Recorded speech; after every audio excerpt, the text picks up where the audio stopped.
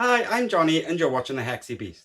And on today's episode, we're going to be taking a look at the digital version of Raiders of the North Sea by Direwolf Digital. Anyway, let's get downstairs to the PC and check it out.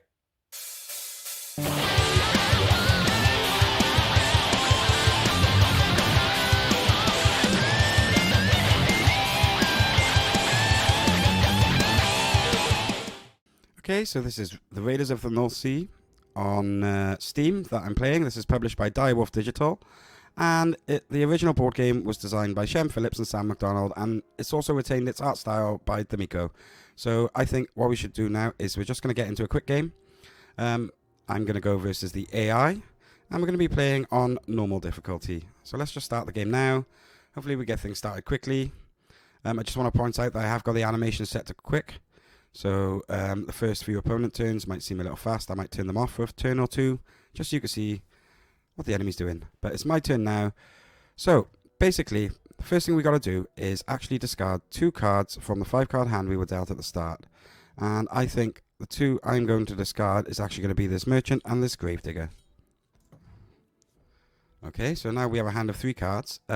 Basically, the way this game works is this worker placement. So you would take one of your workers and place it on a space to gain its reward. So in this case, if I was to place this level 1 black worker onto the silversmith, I would get 3 coins. If I was to place him on the mill, I would get 1 provision, etc, etc. But the twist with this game, which is unlike most worker placement games, is that first you put 1 worker down and you gain that reward. And then for your second action, what you actually do is you take one of the workers and pick him up off the board. And in this case, I'm going to pick up this worker from the gatehouse, which will add 2 cards to my hand. Now the AI is going to take its turn. It's going to be very quick. Okay, so it discards 2 cards, places a worker on the barracks, and recruits. So now it's my turn again. And now what are we going to do? Okay, so we've got plenty of money to recruit from the barracks. So what we really should focus on is getting provisions. So what I'm going to do is I'm going to dump this guy in the mill, get 1 provision, and then I'm going to pick up this guy from the barracks. Which is going to allow me to recruit, and I think the first guy I should recruit is this Armourer. I've also got my eyes on that Warmonger because he'll give us an extra VP for raiding the harbours, which are these first slot spaces by here.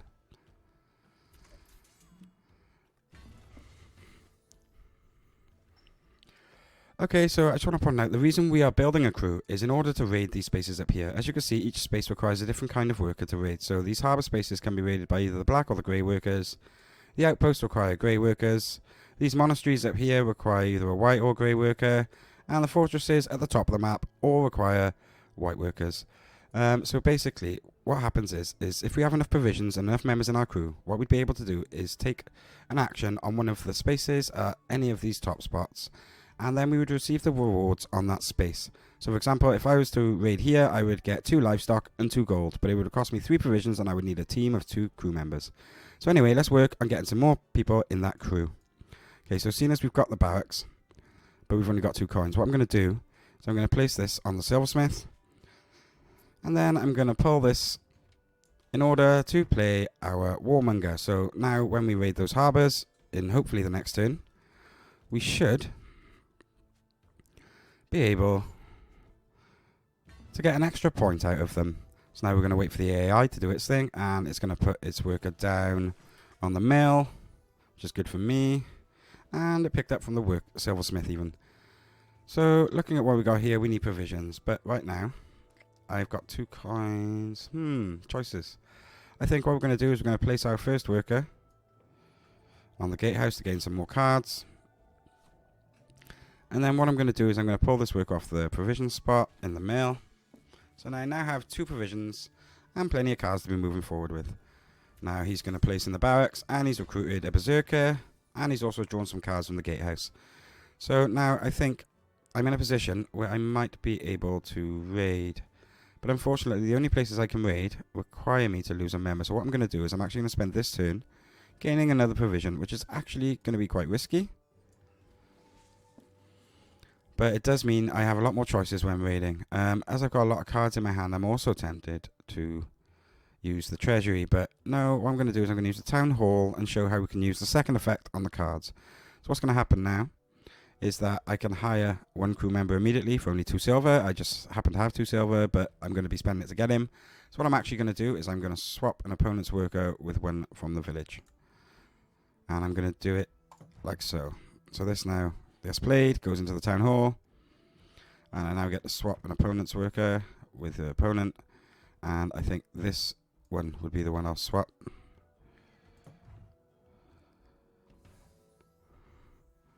So now, this means that his turn, I knew he's going to do that. I knew he's going to raid. He had an armor rating of 9. I've got an armor rating of 6. That's what this red value is. So basically, when you're raiding, you need to beat the red value, which, as you can see, doesn't really matter until the outposts. So first thing I think we're going to do now, because we've got 3 provisions, I think what we're going to do is we should probably go into this space right here where we get 2 livestock and 2 gold. And we're not going to lose anyone. But plus, thanks to our warmonger, we're going to get an extra point. So that'll put us on 2 points versus the enemy's 1. So anyway, let's just crack on. Okay, so Ager's turn. He's going to... Yep, thought so. Silversmith and so on. I am actually going to... Let's have a look at these goals. See, over the side here at the Longhouse, we've got some goals. I don't actually have anything to complete them right now, but what I'm going to do is I'm going to place this worker in order to use one of my livestock to get 2 provisions, which is actually quite useful to me right now, because I'm also going to pull this worker, which means next turn I should be able to raid another harbour to get those gold and that stone up there, provided the enemy doesn't beat me to it, which he didn't. So on my turn, what I'm actually going to do is I'm going to take this worker here and I'm going to raid this harbour again for another 2 points, 3 gold and a stone. As well as that, I also pick up another grey worker, which will allow me to raid higher up. So that puts my grand total of points onto 4, and I've now got 5 gold, 1 stone, and 1 livestock, as well as 2 coins to be getting on with. So I'm in a pretty good position. But I think as we're using the grey worker, choices again. I'm going to go to the silversmith, and then I'm going to pick up this for a provision. Actually, no, what I'm going to do is I'm going to recruit at the barracks again, because I've got lots of coins, and I'm going to use a shield maiden this time. This is going to add 3 to my armor stat, which is going to give me a 9. I could also use a grey worker on the armory space in order to spend 2 coins or stone to increase my armor rating. Ah, he's already heading up board. This might be a shorter game than we realise. Okay. So what we need provisions. And how are we going to get them? I have no idea. First thing I'm going to do is I'm actually going to place on the gatehouse to get some more cards. And then I'm going to pull the grey worker from here to get 2 provisions, which is nice. Okay. We've got plenty of gold to be raiding higher up the board as well. So another round of provision gathering. And I might actually use that armory spot too. So I'm going to drop one here, gain one of them. And then I can choose at the armory, because of this white worker, to spend my stone to get +2 armor, which I've just done. So now my armor stat is 11. So that's good for me. Wait for the AI to take its turn. It just keeps raiding. It's getting points. I'm spending time building up, but it's getting the points, you know. Okay, so we've got a white worker, 4 provisions, and we've got a crew of 3. So I think it's about time to show you what happens when one of our crew go to Valhalla.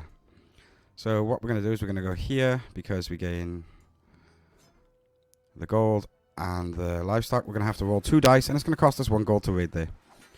So we've got a value of 13 versus 12, +2, +4 is 19. Can't re-roll, but we have got the +2 there. So that means we're going to have to say goodbye to someone. And I think, because there's not really any harbour spaces left, we're going to get rid of the warmonger. Okay, so that moves us on to the AI's turn again. The AI is going to come through. He's going to place down on the armory, and he's going to take from the mill. Okay. So what I'm going to do next is, we've got plenty of gold, but I could do provisions, and I also need to recruit. This is interesting. Okay, what I'm going to do is I'm going to place this here, and I'm going to gain 2 provisions. Then what I'm going to do is, I think I'm going to pick up one of these guys, and then I'm going to discard a card for 2 coins. And the card I'm going to discard is the jeweler. So she's out of there. That gains me 2 coins, enabling me to recruit next turn, hopefully. Okay, that's good for me as well. This means that now I can go to the barracks, and I can recruit the barbarian as we're going to probably be raiding fortresses soon, so that's probably a good idea. It's going to cost me 3 coins. He's now a member of my crew. And then the worker I'm going to pick up, I'm trying to see what we have here. We have no coins, so it's not worth doing that. I'm tempted to take this guy. Yeah, we're going to take this guy and we're going to get 2 provisions, because we've already got plenty of gold to raid higher on the board. It's going to be a risky one, and we're probably going to lose the roll, but let's see what he does. He places the white worker, collects. Yep, so he's got lots of provisions now. We're on 9 points, he's on 13. There's 1 space, but it's going to lose us a member. But we should be able to get a fairly decent score against it, so it's going to cost us 1 gold, and it's going to be 2 dice rolls. So we got 5 and 6, that's 11 versus 13 plus. So we got 19 versus 12, getting us 4 points, putting us 1 point ahead. So it was actually worth doing, but I think what we're going to need to do, I think we're going to have to lose our shield maiden, which is unfortunate. But what we need to do now, I think, is actually recruit someone with much better, a bit of so we can do some battles, basically. Because right now I have a feeling that we're kind of falling short in a few areas. So what I'm going to do is I'm actually going to place this to gain some provisions, ready for a raid. Then what I'm going to do is I'm going to go to the gatehouse to draw some more cards. Then on my next turn, provided the space is available, what I'm going to try is to place this black worker on the silversmith, gaining me plenty of coins in order to start doing some more raids. Because right now, that guy just seems to be raiding everything and taking all my stuff, and I'm not happy about that. So let's move on and let's see what we're going to do. So we're going to get our coins. And then we're also going to pick up this guy from the barracks, because I think we do need to recruit, to be honest. It would be useful. We just lost the shield maiden. We're not going to be raiding monasteries. She does have a high armor value. We'll take her. Okay, and then we're going to be waiting for the AI's turn again. And he's going to drop on the gatehouse and pick up from the mill. Okay, so now it's our turn. We are thinking. I have to think now. We've got that. Okay, what we're going to do is we're going to go to the mill. And then I'm going to pick up this from the gatehouse to give us some more cards should we need them later. Ooh. We got a nice card there. Got champion in there. They're good. Problem is, we are kind of getting a bit high up that board, and I can't really spend all my time building up a good crew. There's nothing I can raid right now, as I need bigger crew anyway. So what I think would be the best idea is, first things first, I'm going to discard for some coins from the treasury, because I've got plenty of cards to do that. And the card I'm going to discard is going to be this guy, the recruiter. And that's going to get me 2 coins, which means I can then pick this up for some more coins. And then next turn I should be able, provided he picks up that guy from the barracks. Okay, so now let's have a look what I should do. I'm going to go to the silversmith, even though I can't have more than 8 silver. This is why I want to do it. So now I've got maximum silver. I'm going to take this guy from the barracks. And I think I'm going to employ this champion, which is also going to get me 3 victory points at the end of the game, which is nice. We've got a raiding party of 4 now, with 15 armor. Everything's starting to build up nicely. And then red is going to start taking the first fortress. This is what I thought was going to happen. And now I've got a crew of 4. I might actually do the same because I've got lots of gold. Let's have a look what's up here. Yeah, so I'm going to take that stone and that livestock. Although I do have to beat 18. But that means I only need to get 3 on the dice. So it is... If I were to get higher, obviously, I get more points. So we have 17 plus 3 plus 3. Oh, I just missed the 7. But I could get the 5. But I'm still on an abysmal amount of points compared to the AI. I'm hoping something can change soon. But that might not happen.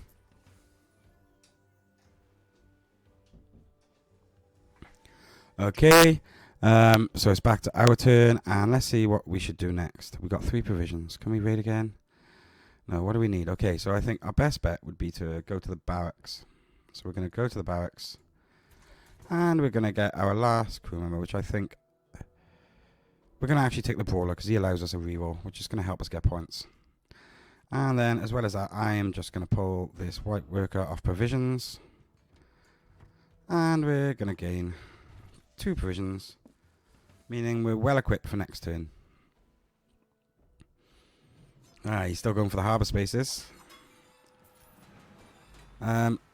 See, the way to bring a game to the end would be to keep aiming for those top spots. So what I'm going to do actually... Ooh, that's a good one. I'm going to raid by here. And once again, let's see what happens. We've paid our gold. We're doing all that. We got 19 plus 2 plus 3. I'm going to reroll the 2, which gives us 7 points. We're still nowhere near the 40 that the enemy has, but we're definitely on our way. We're now in a position where we can start claiming some of those rewards by here as well. So I think what we're going to do is we're going to go pay a visit to the Longhouse, where we are actually going to get 5 points for 1 gold, 1 stone, and 1 livestock, leaving us with 2 gold, which is plenty for raiding. And then we're going to pick up a worker from here because we still have lots of cards, and I think I'm actually going to use it to get gold this time.